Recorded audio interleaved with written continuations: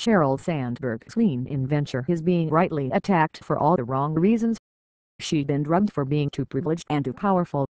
What could a Harvard MBA who hopped from the World Bank to Google to Facebook's know about the lives of real women? So much of the flap, pro and con, over Sandberg's attempt to jumpstart the women's revolution has less to do with the attempt than with resentment over her class status. Her antagonists can't get two sentences into their critique without invoking her net worth and the square footage of her house, $500 million and 9,000 respectively. And her proponents can't get two sentences into their defense without telling us how marvelous she was at that date at that five-star restaurant or that World Power Brokers Summit that they had the good fortune to attend. Economic envy is the skunk at Sandberg's book release party. We hate her for being so anointed, or we love her because we were deemed anointed enough to rub shoulders with her at some post-TED Talk party, we being the comfortable middle to upper class women fueling this media debate. Either way, what's been missed is a real opportunity that Sandberg's proposal unintentionally spotlights, the opportunity to talk honestly about feminism and class. The unmentionable issue of class. Americans are notoriously averse to discussing class. We want to believe the prime barrier to socio-economic advancement is ourselves. Sandberg believes that, too. We can reignite the revolution by internalizing the revolution, she writes in Lean In, Women, Work, and the Will to Lead. All we need to do is lean into our ambitions, stand up and away we go. The handpicked positive stories posted on the Lean In website all attest to the same ethos. You are the boss of you, writes Beth Comstock, CMO, GE. Or, as a Reese Witherspoon, actress and global ambassador, puts it, just jump.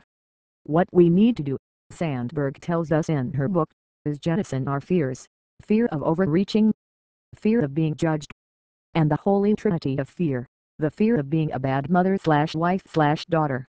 In this feminist-sounding riff on the only thing we have to fear is fear itself. The only fear not raised is the one FDR was addressing, economic. It's remarkable oversight in the wake of the worst economic crisis since the Great Depression. But Sandberg isn't alone in her silence.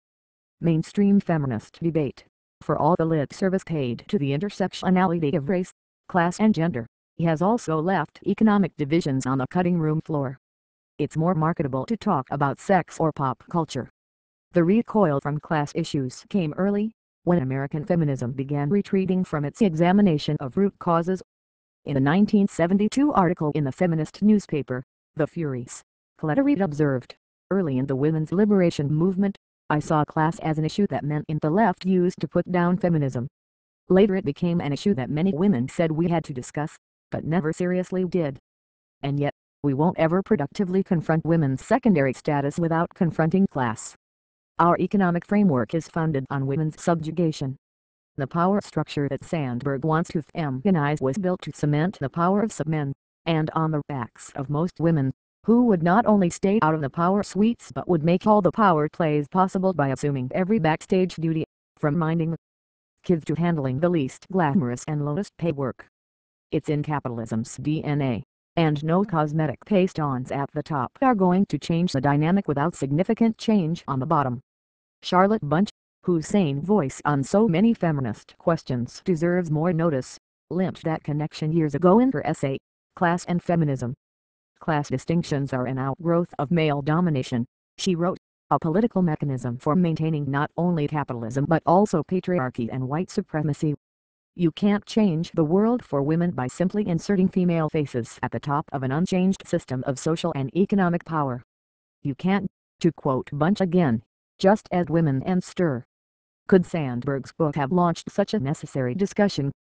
Well, actually, yes, if you skip the many pages devoted to variations on her exhortation to have the ambition to lean into your career and run the world, handling her instead on one sentence that should be at the forefront of such a conversation, the number of women supporting families on their own is increasing quickly. Between 1973 and 2006, the proportion of families headed by a single mother grew from 1 in 10 to 1 in 5 breadwinners and barely staying afloat since 2000. As many households depend on a single mother as the breadwinner as depend on a traditional male breadwinner. 1/4 of mothers are single, and at least half of children will spend some time in a single-mother home. In short, Single mothers are now a huge demographic and a potential force for change. And they're the subjugated majority. Most single mothers operate under extreme social and economic impediments, triple the poverty rate of the rest of the population, the highest rate of low-wage employment, the worst wage gap, the lowest net worth, the highest risk of bankruptcy, that add up to a massive inequality in American society. And this isn't because of the lack of lean in self-confidence. The U.S. provides the worst support structure for single parents of any economically comparable nation, the recent major study by Legal Momentum found. And it's only getting worse, as politicians aim to slash welfare programs, enforcement of child support, child tax credits and anything else they can think to deny single mothers, as they blame them for all that's wrong with society. Nor is their plight because of the lack of lean in commitment. The study found that American single mothers work more hours than single mothers in any developed nation. And many of them work for subsistence wages for the same companies that have signed up to sponsor Sandberg's lean-in campaign for executive equality. Walmart, a lean-in partner, is facing sex discrimination claims from 2,000 female employees in 48 states. Sandberg's book mentions single mothers in passing. But what if she were to champion them? What if the lean-in community or any group of feminist-minded women were to organize around the cause of single motherhood instead of the cause of their own self-congratulation? It would involve, first of all, a change in Sandberg's rules. Testimonials on her lean-in website must be inspirational, not troubling, share a positive ending, its story guidelines instruct. The flip side of the view that women can't do anything if they just jump is the assumption that anyone who doesn't should remain invisible. That message is the precise opposite of feminism. Consider instead the benefits of a campaign that bore down on the causes behind the negative endings that mar so many single mothers' lives. It would not only be confronting the problem that affects huge numbers of women, it would be mounting the significant challenge to a system that will otherwise continue to stand between women and full emancipation. Because what does a single mother signify? She is an adult woman with responsibilities who is not supported by a man. Symbolically, she stands for the possibility of women to truly remake the patriarchal structure.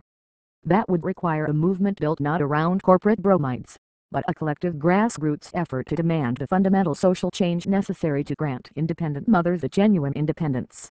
Single mothers can only be insulted by the advice to lean in they couldn't lean out if they wanted. And any brand of feminism that leaves them out is a faux liberation. Liberating single mothers requires more than showing other women of privilege how they can be queen of the system. It means following the advice of Charlotte Bunch, and changing, even destroying, the system that the lean-in women are so happy and eager to run.